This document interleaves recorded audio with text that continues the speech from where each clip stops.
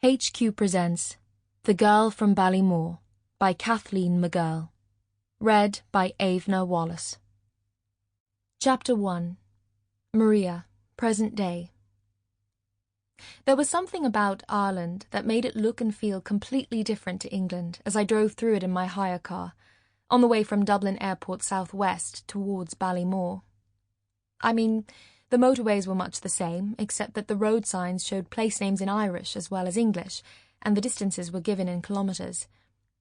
And the fields and woods either side of the motorway were green and lush, as they would be back home during a rainy summer. But there was something foreign about it all that I could not quite put my finger on. Perhaps it was to do with the way houses were dotted randomly across the landscape, whereas in England they'd all be grouped into villages, apart from the odd farmhouse.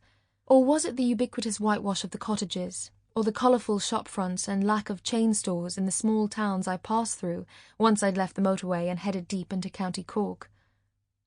I found myself pondering all this as I drove onwards. Anything to take my mind off the last conversation I'd had with my boyfriend, Dan, just before I'd left for the airport that morning. I wanted to blot the memory of his expression of disappointment and hurt from my mind. And there was the other thing I wanted to forget all about as well, during this trip. I'd deal with it all when I went back home. This week was to be purely about me time.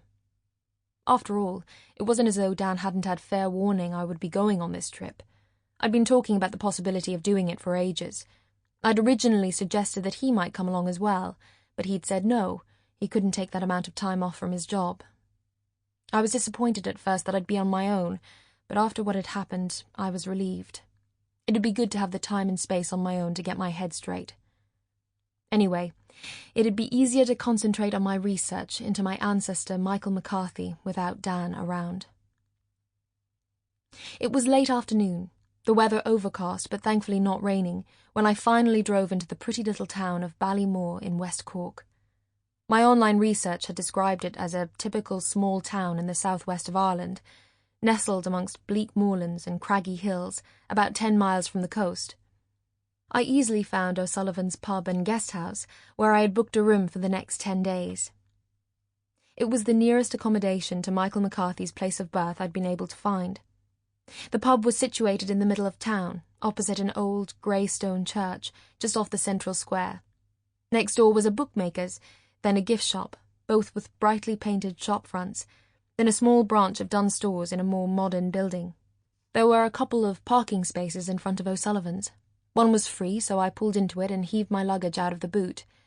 The pub had 2 bow-fronted windows with leaded glass, with a door to the side and an Irish tricolour hanging from a pole mounted between the first-floor windows. I looked upwards, wondering if one of those windows would be my room. It was clearly a very old building, with warped windows and a wonky roofline, but it looked welcoming and comfortable. Just what I needed right now. Maybe Michael McCarthy would even have drunk a pint or 2 here, in his time. Inside, the pub was dark, with low ceilings and a long, polished bar set against the back wall. Mismatched wooden tables and chairs were dotted around on a stone-flagged floor.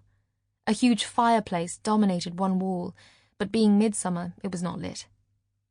I imagined it would be very cosy in here on a winter's night, perhaps with a few musicians sitting in the corner, playing tin whistle, bowron, fiddle and accordion, sipping pints of Guinness between sets. Clichéd West of Ireland image, I know, but to be honest, that's exactly what I was hoping to find. Something a million miles away from my usual life in London with Dan.